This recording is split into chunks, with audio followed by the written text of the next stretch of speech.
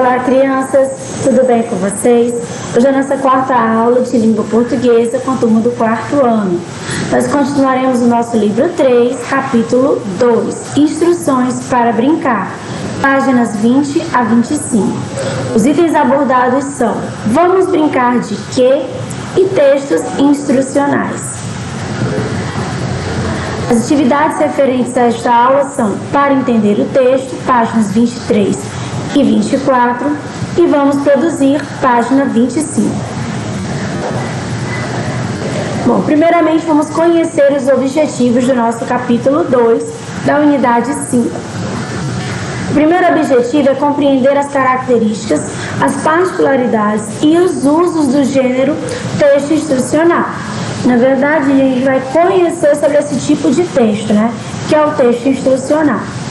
Ler os pares de letras QU e GU, compreender quando eles são empregados, reconhecer as variedades de sons que eles representam.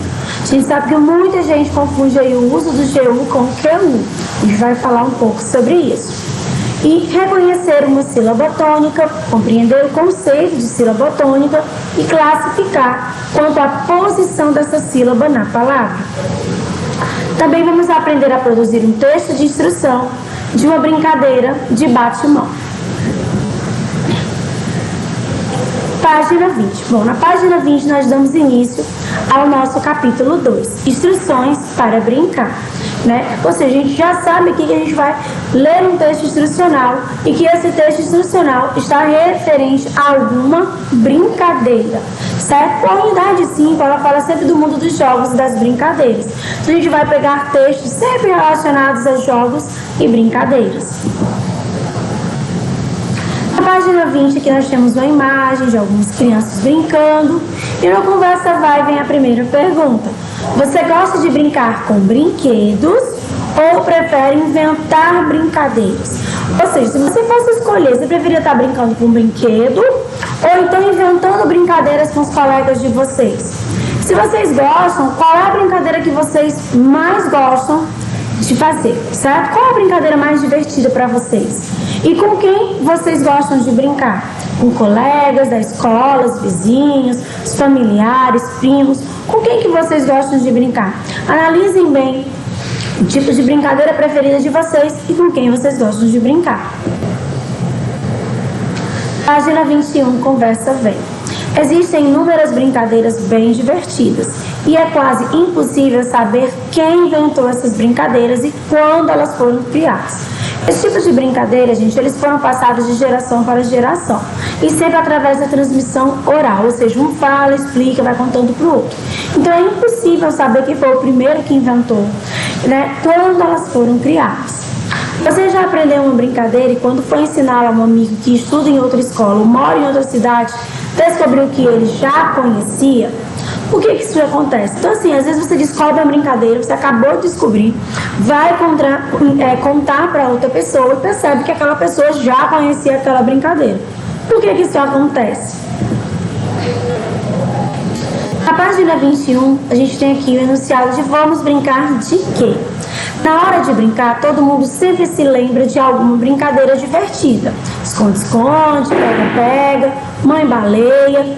Leia o texto a seguir e descubra de que as crianças vão brincar. Então a gente vai ler esse texto e descobrir do que essas crianças vão brincar.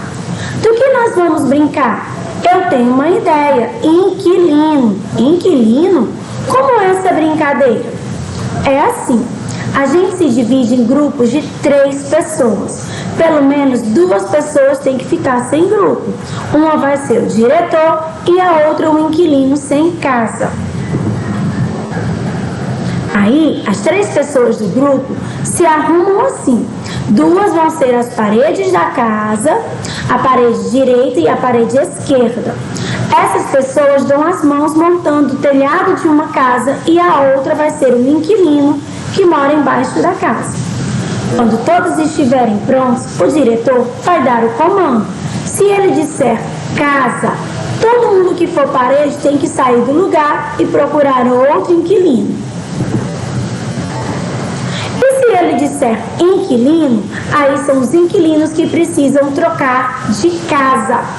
E o inquilino sem casa? A pessoa que sobrou deverá, após o comando, fazer parte de uma casa ou ser um inquilino. Ela tem que tentar achar um lugar para ela, que nem na dança das cadeiras, sabe? Legal! Ah, tem mais uma coisa que eu quase esqueci. Se o diretor disser terremoto, aí vai ser uma bagunça geral. Tanto os inquilinos como as casas têm que desmanchar, e quem é casa pode virar inquilino e quem é inquilino pode virar casa. Fácil, vamos lá. Eu quero ser o diretor e eu quero ser o inquilino. Página 23 para entender o texto. Primeira questão. Qual é o assunto da conversa das crianças? Bom, as crianças elas estão decidindo do que elas vão brincar. Essa é a pergunta, né? Vamos brincar de quê? Segunda questão. Por que uma das crianças fala mais do que as outras? Bom, aquela criança que está falando o tempo inteiro, ela conhece a brincadeira. E como ela conhece a brincadeira, ela vai explicar para os outros como é que vai brincar. Terceira questão, qual é o nome da brincadeira? Bom, brincadeira se chama inquilino. Quarta questão, que outra brincadeira foi mencionada no texto? Vamos já explicar como ela funciona. Bom, na hora que ele vai explicar, ele fala da dança das cadeiras, né? Ele menciona a dança das cadeiras. Agora a gente vai explicar como é a dança das cadeiras. Para essa brincadeira, é preciso colocar no centro do espaço uma cadeira a menos em relação ao número de participantes. Ou seja, se houver 10 participantes, a gente tem que usar 9 cadeiras. Elas podem estar dispostas em círculo ou em linha, de forma que umas fiquem de costas para as outras. Alguém deve controlar a música. Enquanto ela estiver tocando, os participantes devem andar em volta das cadeiras. Quando ela parar, todos devem se sentar. Quem ficar em pé, deixa a brincadeira. Antes de reiniciar a disputa, uma cadeira deve ser reiniciada. A brincadeira se repete até que sobra apenas um participante, que será o vencedor.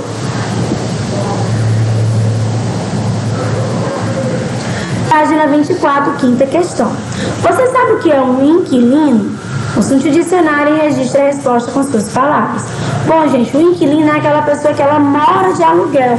Ou seja, ela paga para morar em um lugar que não é dela. Sexta questão. Você conseguiu entender a brincadeira? Que pergunta faria para entendê-la melhor? Então, aqui é uma resposta pessoal. Vocês vão analisar se vocês entenderam a brincadeira com a explicação do garoto. E se vocês não entenderam, qual é a pergunta que vocês fariam para poder entender essa brincadeira melhor? Sétima questão. Converse com os colegas a fim de verificar se todos compreenderam a brincadeira da mesma forma e se é possível brincar seguindo apenas as instruções dadas no texto. Depois você vai registrar a sua conclusão. Bom, quem está em casa pode ler essa brincadeira, essas instruções, para os familiares e perguntar se todos entenderam. Oitava questão. As instruções para a brincadeira inquilino foram dadas por uma criança para um grupo de amigos. Na sua opinião, se as instruções estivessem escritas em um manual ou em um livro de brincadeiras, elas seriam diferentes? Por quê? Bom, vamos lá colocar aqui as ideias, né? Bom, gente, presta atenção. Uma instrução falada e uma instrução escrita, elas são iguais? Bom, não é isso? Elas são diferentes, tá bom? A instrução oral, ela tem que ser clara, tem que ser objetiva. A instrução escrita também. Mas a instrução oral, ela vai trazer aquelas marcas de oralidades. Aí, como ele falou, o pra, né? São marcas de oralidades. Já na instrução escrita, a gente vai utilizar aquela linguagem mais formal. Então, ele não vai ter o aí, você vai ter o então, portanto, porém, mas você não vai colocar o aí.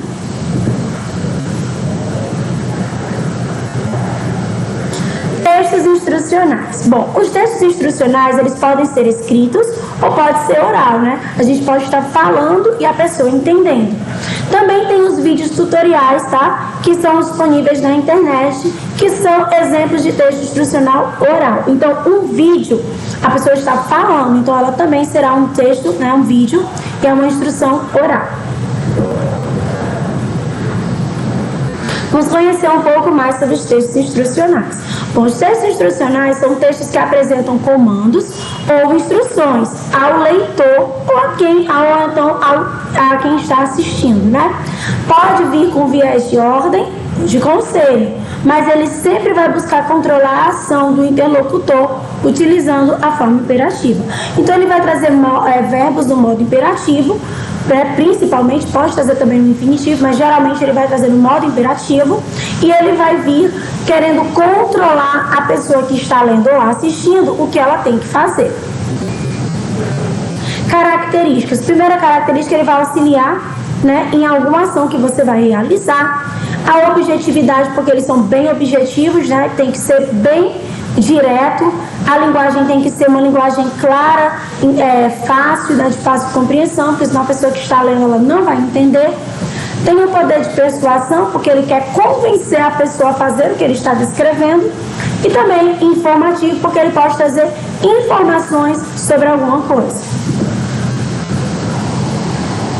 Os verbos podem aparecer tanto no modo imperativo como na forma nominal infinitivo, tá? Imperativo, coloque, adicione, faça. Infinitivo, colocar, adicionar, fazer. A linguagem é uma linguagem apelativa, porque ela vai apelar para aquela pessoa fazer o que ela está dizendo ali, que ela está instruindo. Descreve as ações por ordem, tá, gente? Assim, tem que seguir a ordem de como você tem que fazer. Sempre da primeira para a última. E a sequência é rigorosa, porque se você não segue uma sequência das ações, pode ser que não dê certo.